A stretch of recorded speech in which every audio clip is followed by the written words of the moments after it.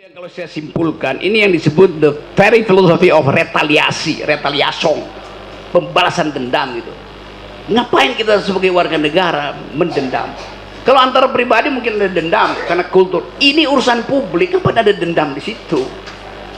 Atau kalau kita terangkan, Pak Jokowi berbohong nggak pernah kita laporkan pengadilan, paling kita olok-olok. Kalau dibilang apa isi KUP sekarang, semuanya delik politik yang dihukum tuh. Itu udah makstat namanya tuh. Kan kalau Rekstad, oke, equality before the law, dan seringkali juga salah diterimakan. Equality before the law bukan kita rakyat sama di depan hukum, bukan. Kita rakyat yang tidak sama harus diperlakukan sama oleh hukum. Itu. Kan saya pasti nggak sama dengan Pak Jokowi statusnya tuh. Tetapi hukum harus bisa saya akses secara sama. Jadi biarin aja ada keragaman status orang, status sosial orang itu pasti berbeda, kenapa mesti disamain? Yang harus sama adalah hak saya untuk minta diakses oleh hukum, atau sebaliknya hak saya untuk mengakses hukum. Di antara orang yang berbeda, aksesnya mesti sama. Itu namanya equality before the law, yang sering salah dipahami di dalam mulai dari semester 1. Saya baca itu, bahkan buku pertama saudara Bambang Tri saya baca. Pada waktu itu Pak Tito Kapolri bilang buku ini tidak ilmiah. Di depan TV One saya bilang, Pak Tito bukan rektor Universitas Indonesia, dia bukan the community of the professor.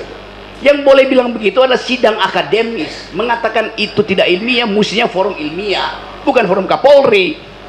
Jadi dari awal buku itu saya anjurkan bawa ke UI, diuji di situ, bawa ke UGM, bawa ke Solo, diuji di situ, supaya dinyatakan statusnya, referensinya kurang, datanya palsu, metodologinya kacau, tidak ilmiah. Tapi udah diputuskan oleh Pak Tito waktu itu, cek berita semacam itu. Saya pernah menontonnya juga. Saya bikin hoax. Tito bilang itu tidak ilmiah, jangan diedarkan. Dari mana ada kesimpulan bahwa itu tidak ilmiah itu? Kalau begitu, bukunya Bung Karno, Penyambung Lidah Rakyat Indonesia, juga tidak ilmiah karena nggak pernah diuji di akademis, isinya retorika tuh. Kan itu soalnya tuh. Jadi semua buku itu kalau dibilang tidak ilmiah itu hasil keputusan senat akademis, bukan hasil keputusan penguasa. Beda. Jadi standar berpikir kita juga ngaco itu, karena benci pada seseorang bilang tidak ilmiah, padahal dia sendiri bukan petugas ilmiah tuh.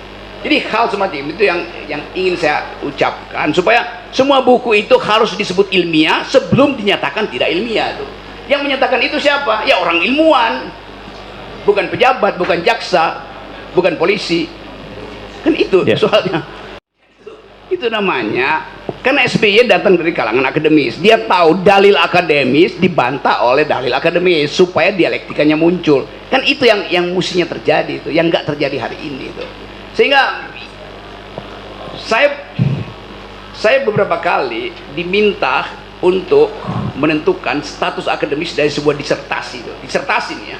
Saya bukan PhD, tetapi setiap disertasi ada logikanya. Lalu saya bilang, mudah. Saya baca itu, satu waktu ada disertasi di bidang ilmu fisika itu dari seorang rektor di Universitas Negeri di Sulawesi itu.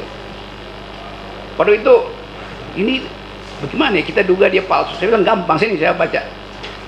Saya baca logikanya itu. Saya bilang kok grammarnya keliru. Mestinya kalimat aktif, kenapa kalimat pasif gitu. Saya anggap bahwa ini dia nggak paham konteksnya. Saya bilang Google aja. Di Google terlihat bahwa itu kutipan dari sebuah tesis disertasi di Austin University Texas atau di mana itu, yang dia copy paste, dia terjemahkan dengan grammar yang kacau karena bahasa Inggrisnya buruk. Maka ketahuan bahwa ini salah, terbongkar akhirnya. Dia dinyatakan sebagai ini palsu. Tetapi karena dia profesor, dikelilingi oleh staf yang juga ingin naik jabatan, dilindungilah dia tuh. Padahal otaknya udah buruk, mentalnya udah kacau, kenapa dilindungi? Itu soalnya kan. Dulu orang protes, Saudara Rocky Gerung bukan dokter kok periksa-periksa disertasi. Lo disertasi itu ada metodologinya, saya ngajar metodologi. Nggak perlu jadi dokter untuk paham logika itu. Baik. Kan soal semacam, jadi balik pada soal tadi, ya sebaiknya itu sebagai status akademis dibahas, dipertahankan, diejek, dipuji di forum akademis, bukan di pengadilan.